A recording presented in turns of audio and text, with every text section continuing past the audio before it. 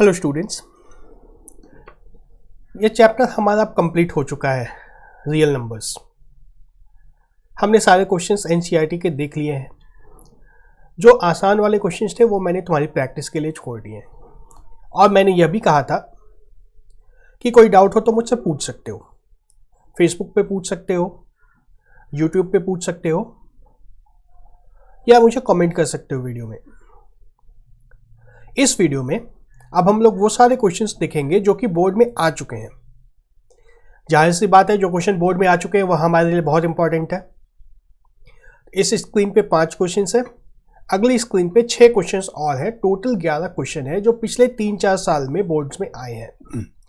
ज़्यादा पुराने क्वेश्चंस को मैं नहीं देख रहा हूं, लेकिन पहले भी इसी पैटर्न के सारे क्वेश्चंस आए हुए हैं। तो अगर रियल नंबर्स की हम लोग बात करें तो यह जो 11 क्वेश्चंस का सेट है, अभी 5 स्क्रीन पे है, 5 आने वाली हैं अगली स्क्रीन पे। ये 11 क्वेश्चन पे अगर कॉन्फिडेंस हो जाए तो ये कॉन्फिडेंट हो सकते हो कि इस चैप्टर से कोई क्वेश्चन ऐसा नहीं आएगा जो नहीं बनेगा हमसे। सिर्फ और सिर्फ 11 क्वेश्चन है। एक एक करके पहले क्वेश्चन पढ़ते हैं हम लोग, उसके बाद सॉल्यूशंस भी देखेंगे। ठीक है, पहला क्वेश्चन है यूक्लिड डिवीजन लेमा के ऊपर है। Euclid division lemma states that for two positive integers a and b, there exists a unique integer q and r satisfying a is equal to bq plus r and 4 options हैं। Condition है 0 less than r less than b, 0 less than r less than equal to b। तो यह हमने पहले ही video में देखा था। Euclid division lemma क्या होता है, इसका आंसर भी हमने देखा था। क्या था? ऑप्शन सी इसका आंसर है, 0 is less than R is less than B. याद है? नहीं याद है तो एक बार फिर से रिवाइज करेंगे इसको। हमारा दूसरा क्वेश्चन है using Euclid's division algorithm find the HCF of 255 and 867। यह तो बहुत ही इंपॉर्टेंट क्वेश्चन है इस चैप्टर का। डिवीजन एल्गोरिथम के ऊपर ही पूरा चैप्टर बेस्ड है। उससे हमें इसका HCF निकालना है। निकाल चुके हैं हम लोग पहले भी इस तरह के बड़े बड़े नंबर्स का HCF निकाल के देख चुके हैं। ये तो दोनों बहुत छोटे छोटे नंबर्स हैं, फिर भी एक बार रिवाइज करेंगे हम लोग इसको।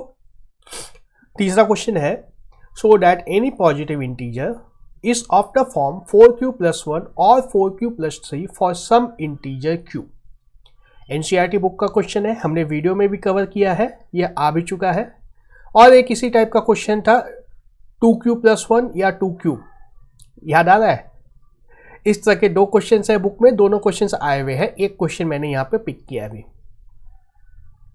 चौथा क्वेश्चन है if xy = 180 and HCF x, y = 3 then find LCM of x, y।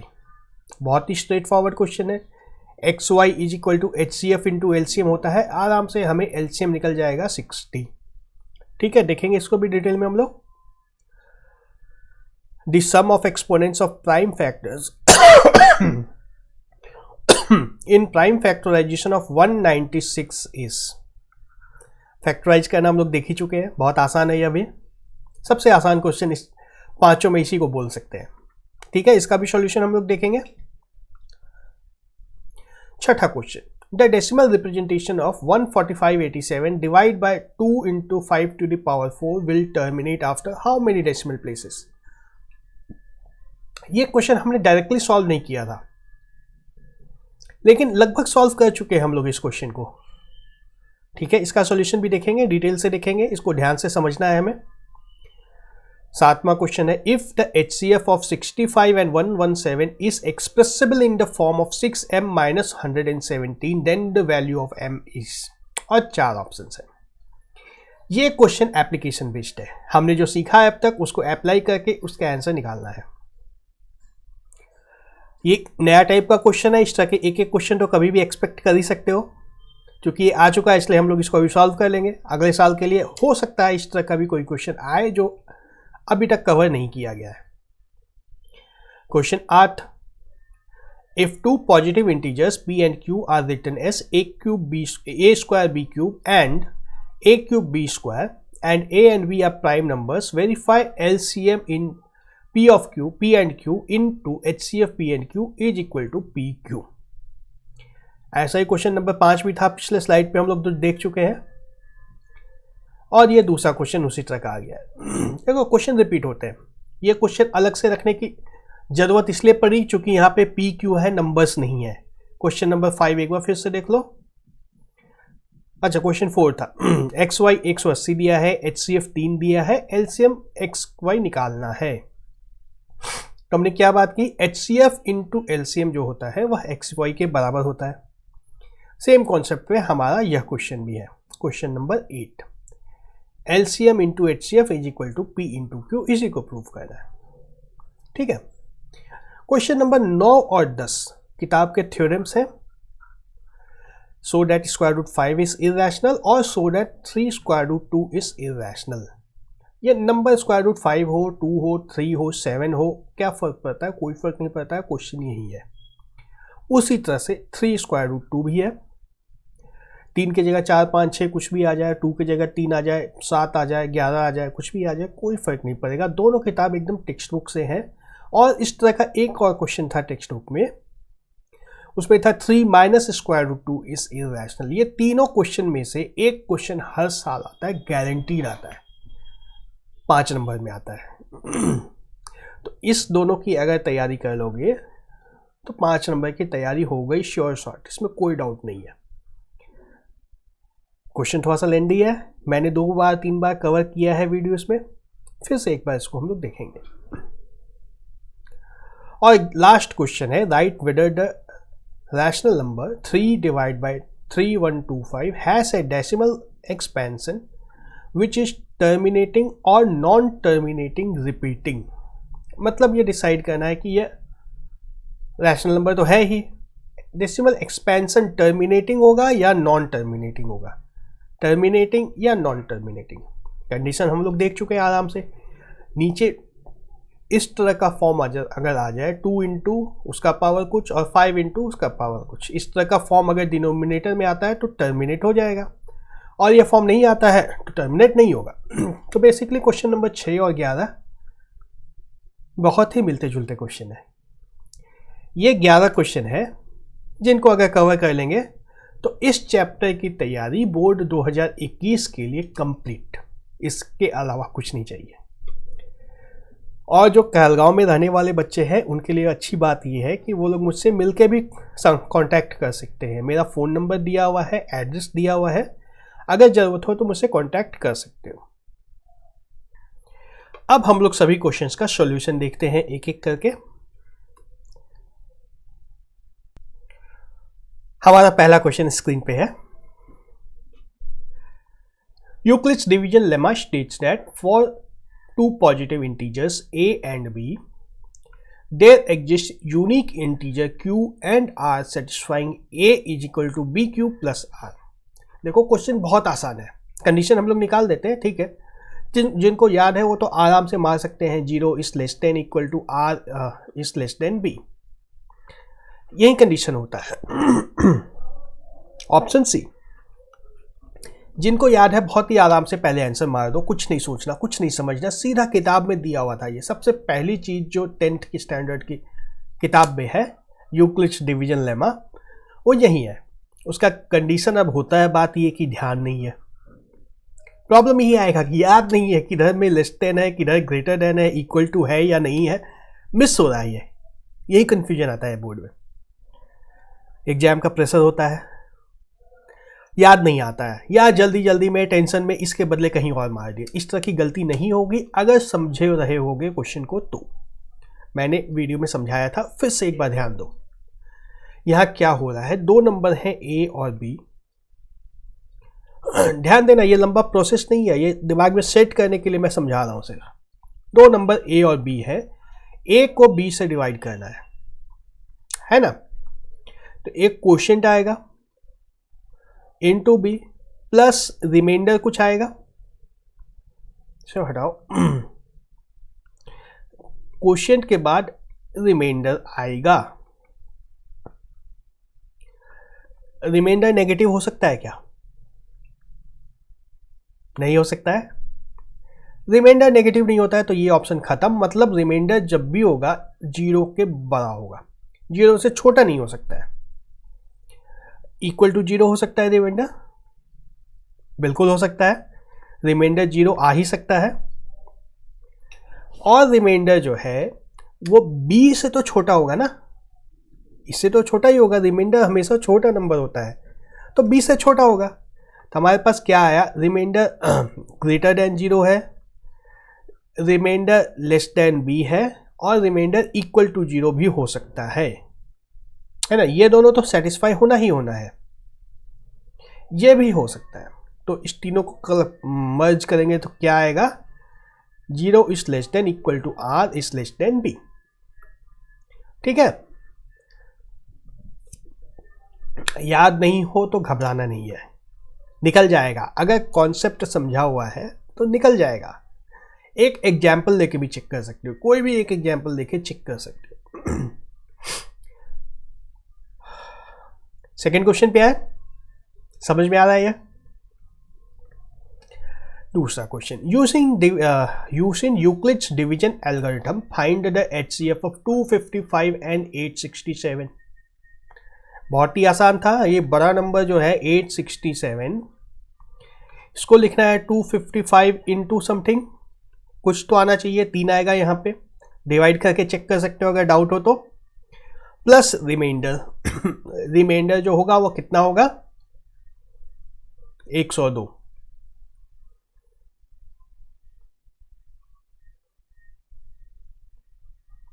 ठीक है, अब हमें b और q को पकड़ना है।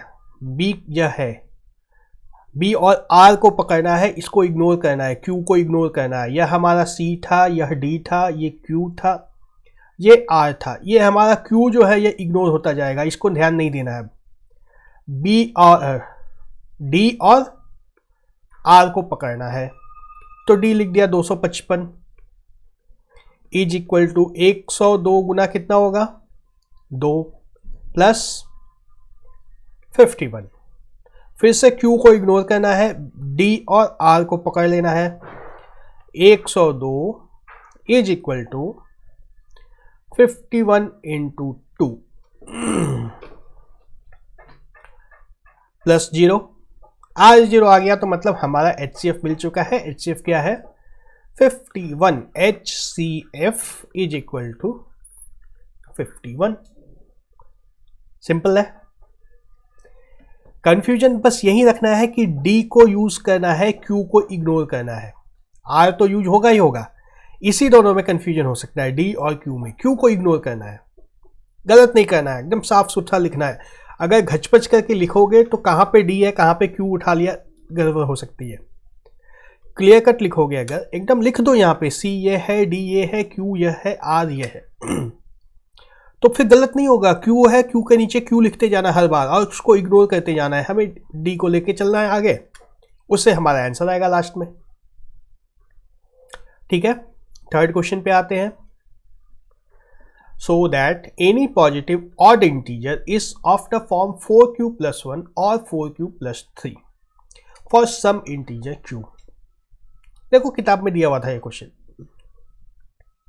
किताब में हमने देखा भी था। जब किसी नंबर को m को मान लो हम लोग अगर 4 से डिवाइड करते हैं तो एक क्वोशिएंट आएगा और रिमाइंडर क्या क्या आ सकता है, 0 आ सकता है, 1 आ सकता है, 2 आ सकता है और 3 आ सकता है। इससे ज़्यादा तो रिमाइंडर नहीं आ सकता है। एकदम यहीं से स्टार्ट करना है। कोई भी नंबर एक ले लो, हमें 4q के फॉर्म में वह दिया हुआ है, मतलब उसको 4 से डिवाइड करना है। तो ये 4q प्लस 0 हो सकता है, 4q प्लस 1 हो सकता है, 4q प्लस 2 हो सकता है और 4q प्लस 3 हो सकता है। यही 4 पॉसिबिलिटीज हैं for any integer q। For any integer m, q की वैल्यू भी कुछ भी हो सकती है, m भी कुछ भी हो सकता है, q भी कुछ हो सकता है। अब हमें डिसाइड करना है कि इसमें से इवन कौन सा है और ऑड कौन सा है। तो अब ये जो 4 इंटीजर आए हैं, इन चारों को 2 से डिवाइड करके चेक करना है। इसको 2 से डिवाइड करेंगे तो क्या होगा, 2q1 प्लस 0। इसको 2 से डिवाइड करेंगे तो क्या होगा, 2q2 प्लस 1। इसको 2 से डिवाइड करेंगे तो क्या आएगा 2q3 प्लस 1 प्लस 2 है ना। ये प्लस 2 जो होगा ये 2 से फिर डिवाइड होकर 0 दे देगा हमें, तो इसको 0 करना होगा हमें।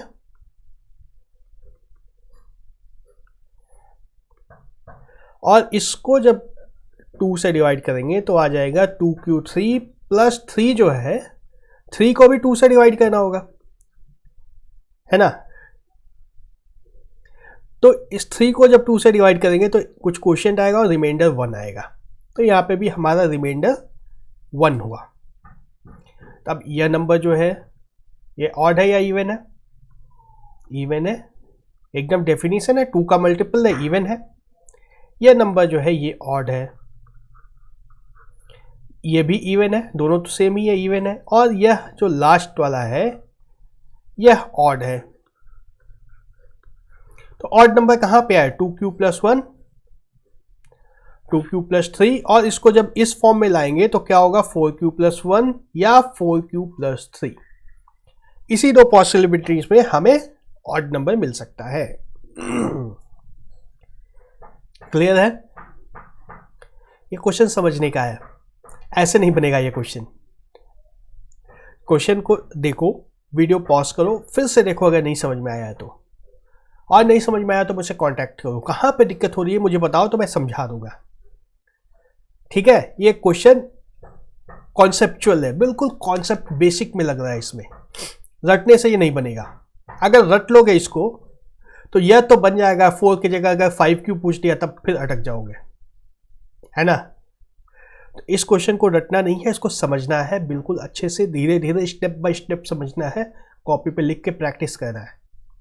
इसको अगर प्रैक्टिस नहीं करोगे तो उलझ जाओगे। क्लियर? नेक्स्ट क्वेश्चन देखते हैं, 4th। If xy is equal to 180, HCF of xy is equal to 3, find the LCM of x, y। ये तो सीधा सीधा है, HCF x, y into LCM x, y is equal to xy। ये video में हमारा कवर नहीं हुआ था शायद, कोई बात नहीं है, आगे क्वेश्चन आ रहा है इस तरह का, इसी के लिए मैंने रख रखा था इसको।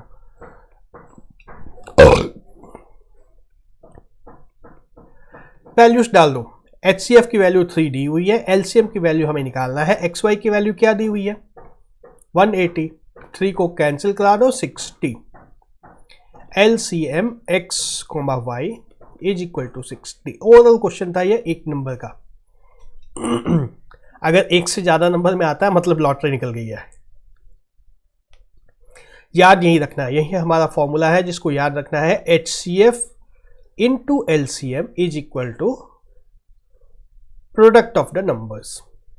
और ये सिर्फ 2 नंबर के केस में होता है, x, y, z अगर 3 नंबर ले लेंगे तो उसमें यह वैलिड नहीं होता है, सिर्फ 2 नंबर अगर हो तभी यह वैलिड हो सकता है। इसका डिटेल प्रूफ हम लोग आगे क्वेश्चन में देखेंगे। The sum of exponents of prime factorization of 196 is। Factor tree हम लोग बनाए थे एक बार, याद आ रहा है? 2 से डिवाइड किया तो कितना बचा 98, फिर 2 से डिवाइड किया तो कितना बचा 49, फिर 7 से डिवाइड होगा, उसके अलावा किसी से डिवाइड नहीं होगा तो बच जाएगा 7। तो हमारा नंबर क्या आया 2 इंटू 2 इंटू 7 इंटू 7, मतलब 2 स्क्वायर इंटू 7 स्क्वायर। पूछा क्या गया है sum of exponents of prime factors, तो सम ऑफ एक्सपोनेंट्स क्या होगा 2 + 2 4।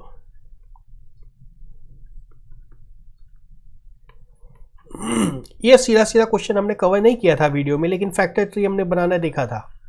ये फैक्टर ट्री बनाना हम लोग देख चुके हैं, उसी के ऊपर बेस्ड ये क्वेश्चन है। ठीक है, फैक्टर ट्री इस तरह से बनता है, इस तरह से एक्सपोनेंट निकलता है। नेक्स्ट क्वेश्चन पे देखें,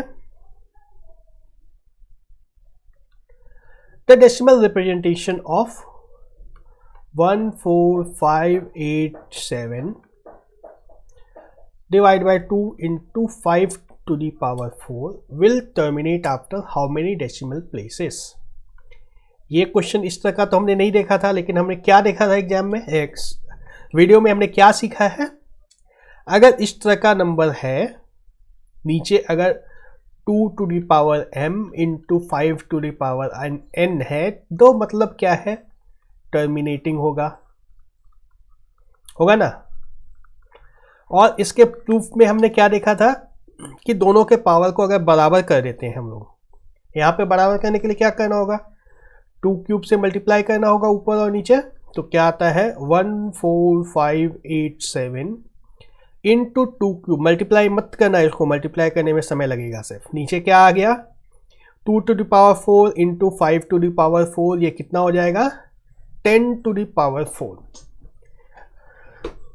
डिनोमिनेटर में सीधा सीधा 10 आ गया है, डिनोमिनेटर में 10 आया है, मतलब 10 टू द पावर 4, मतलब डेसिमल में कितने प्लेसेस होंगे, डेसिमल के बाद 4 प्लेस होंगे, है ना। अगर नंबर मेरा 1 2 3 4 5 6 कुछ आता है और नीचे 10 टू द पावर 4 आता है, तो डेसिमल कहाँ पे लगाएंगे, 1 2 3 4 जगह पर लगाते हैं ना, 12.3456, वही 4 प्लेस के बाद डेसिमल लगेगा, समझ गए।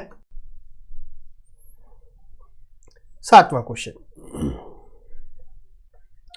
The HCF of 65 and 107 is expressible in the form 65m minus 117, then the value of m is इसके लिए हमें पहले HCF निकालना होगा, बिना HCF निकाले तो कुछ नहीं होगा, है ना। हमें दिया क्या है, HCF is equal to 65m minus 117, तो पहले हमें HCF चाहिए, m की वैल्यू निकालनी है, तब m की वैल्यू निकालने के लिए हमें HCF चाहिए। HCF कैसे निकालते थे, यूक्लिड लेमा से 65 इंटू 1 प्लस कितना होगा,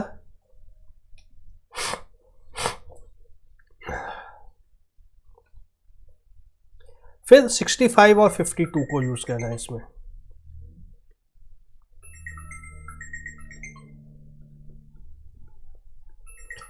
फिर 13 और 52 को यूज करना है। हमारा HCF आ गया 13,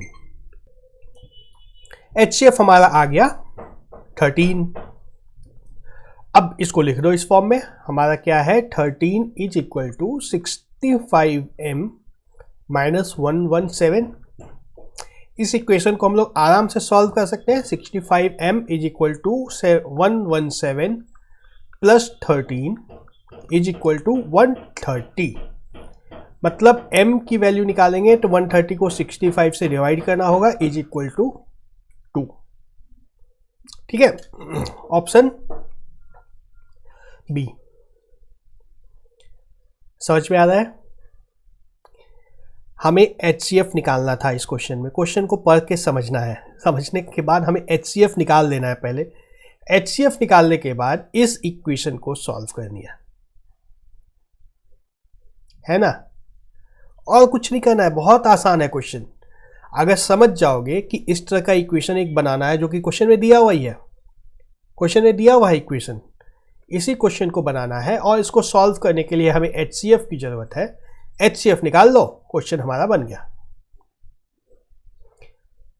8वां क्वेश्चन,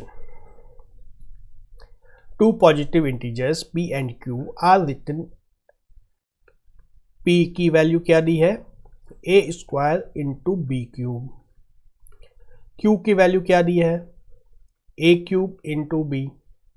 a और b प्राइम नंबर्स हैं, ये देख के हमारा काम सिंपल कर दिया गया है। इसका HCF जब हम लोग निकालते हैं तो क्या करते हैं, सबसे कम पावर लेते हैं। a का सबसे कम पावर क्या है 2, b का सबसे कम का क्या है b।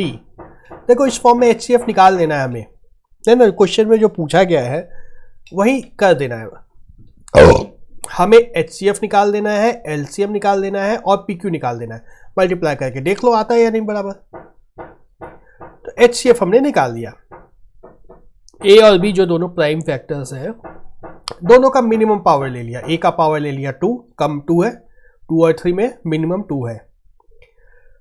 और बी क्यूब और बी, इस पे कम वाला पावर क्या है, बी।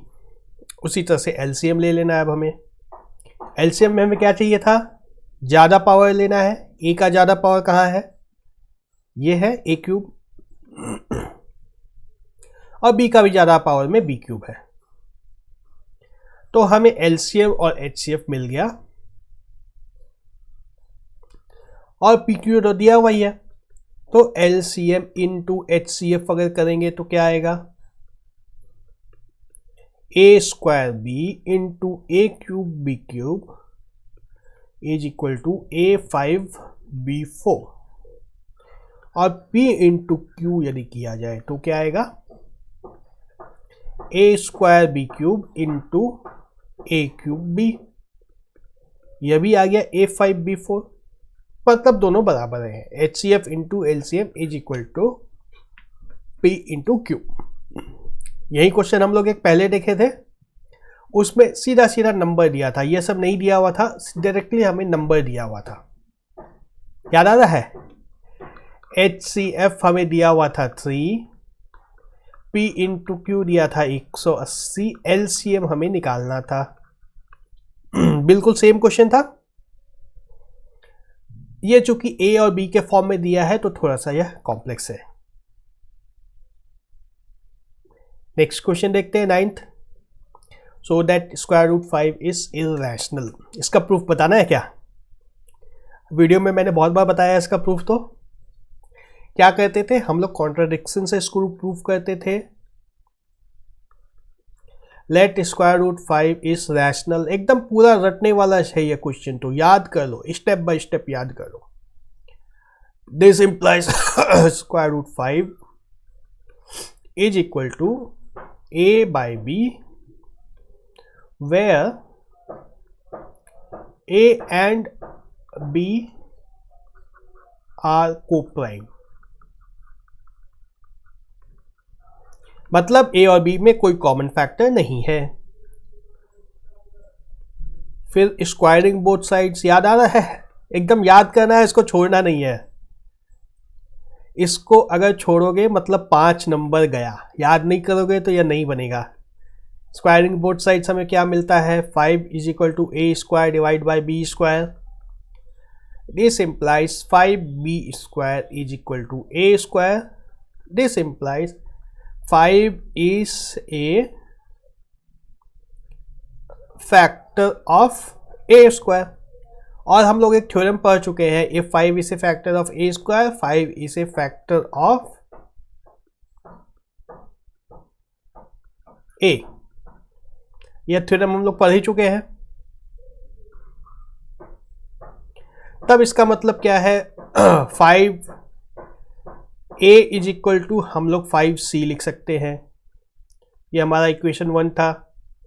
तो ए की वैल्यू जब डाल देते हैं इक्वेशन 1 में तो क्या आता है, 5b square is equal to 5c पूरे का square is equal to 25c square. This implies b square is equal to 5c square. This implies 5 is a factor of, किसका फैक्टर है, c का या b का, स्क्वायर में तो है ही, b स्क्वायर का या c स्क्वायर का, बी स्क्वायर का फैक्टर है। बी स्क्वायर में से 5 कॉमन निकालने के बाद सी बचा है, B square. This implies 5 is a factor of B. Same theorem जो यहां पे लगा था वही थ्योरम यहां भी लग गया है। मतलब क्या है, ए में भी एक फैक्टर 5 है, बी में भी फैक्टर 5 है। This means that we have arrived at a contradiction. ये शब्द याद है ना, कॉन्ट्राडिक्शन, भूलना नहीं। कॉन्ट्राडिक्शन, कॉन्ट्राडिक्शन हो गया, that means root 5 is not rational number, which means root 5 is irrational number. समझ रहे हो, लेंदी क्वेश्चन है ये, याद नहीं रहेगा तो नहीं बनेगा।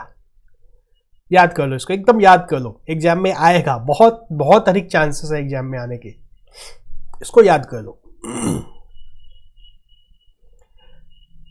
डिटेल में देखना है तो वीडियो में देख सकते हो इसको।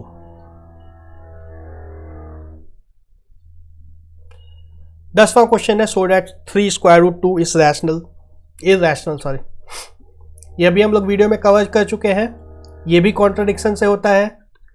Late 3 square root 2 is rational, लेकिन इसका प्रूफ थोड़ा सा आसान है पिछले क्वेश्चन के कंपैरिजन में।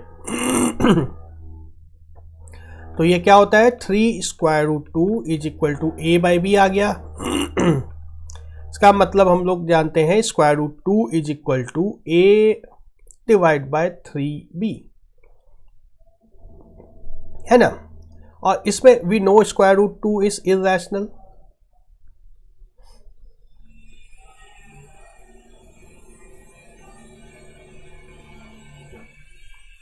और a बाई 3b क्या है, रैशनल वाले फॉर्म में है ये तो, p बाई क्यू के फॉर्म में। That means we have arrived at a contradiction, है ना। कॉन्ट्रडिक्शन हो गया, मतलब 3 स्क्वायर रूट 2 इज इरैशनल। बहुत आसान है इसका प्रूफ तो, लेकिन याद नहीं होगा तो नहीं बनेगा। थ्योरम जितने भी आएंगे इस चैप्टर में हो या आगे के चैप्टर्स में हो, थ्योरम को याद करना होता है। जहाँ पे प्रूफ है, प्रूफ को भी याद रखना होता है। और इन दोनों थ्योरम की जहाँ तक बात है, स्क्वायर रूट 2 इज इरैशनल और 3 स्क्वायर रूट 2 इज इरैशनल, इन दोनों में से एक क्वेश्चन हर साल आता है। तो ये क्वेश्चन जिनको सिर्फ पास करना का डर लगा रहता है उनके लिए भी बहुत ज़रूरी है, और जिनको 100 में 100 लाना है उनके लिए भी बहुत ज़रूरी है। बाकी के लोग तो अपने चॉइस के ऊपर है, लेकिन जिनको ऊपर जाना है और जिनको नीचे जाना है, या जिनको किसी तरह से पास करना है, दोनों के लिए बहुत ज़रूरी है। तो और अब ये लास्ट क्वेश्चन है, determine whether the rational number 13 by 3125 has a terminating or non-terminating repeating decimal pattern। इसके लिए क्या करते थे हम लोग, डिनोमिनेटर को चेक करते थे 2 to the power m into 5 to the power n के फॉर्म में है या नहीं है, यही चेक करना है। याद है पहले भी ये क्वेश्चन इस तरह हम लोग सॉल्व कर चुके हैं। देखो क्वेश्चन रिपीट हो रहे हैं, इस चैप्टर से बहुत ज़्यादा क्वेश्चंस नहीं है, बहुत ही कम क्वेश्चन से, सिर्फ यही 11 क्वेश्चन है जिसके अंदर से इस साल भी कोई ना कोई आने वाला है। बहुत छोटा सा लिस्ट है इसमें, एकदम गारंटीड है इससे आएगा। ये क्वेश्चन भी रिपीट हो रहा है, 11वां क्वेश्चन जो है हमारा रिपीट हो रहा है। हमें इस फॉर्म में है या नहीं है ये चेक करना है। ये कैसे चेक करेंगे, फैक्टर ट्री बना दो आराम से। ये 2 से डिवाइड होगा नहीं, 3 से डिवाइड होगा नहीं, 5 से होगा। 5 से डिवाइड किया तो क्या बचा, 625, फिर से 5 से होगा। अब क्या बचेगा, 125, फिर से 5 से होगा, 25, और लास्ट में फिर से 5 से हो जाएगा, 5 और 5। तो 5 का पावर कितना हुआ, 1 2 3 4 5। 13 divide by 5 to the power 5, ये फॉर्म आ गया। 2 to the power 0 है ना, into 5 to the power 5। Form हमारा सही आ रहा है, मतलब टर्मिनेटिंग होगा। ठीक है, इतने ही क्वेश्चन हैं जो बोर्ड के लिए तैयार करने हैं हमें। खैर इतने क्वेश्चन सॉल्व करने के लिए हमें और भी बहुत कुछ जानना होगा, जो मैं बता चुका हूँ वीडियोस में। लेकिन अगर इतने क्वेश्चंस की तैयारी हो गई है तो श्योर हो सकते हो कि बोर्ड में बहुत अच्छा है, कॉन्फिडेंट रहोगे तुम। ठीक है, ठीक है।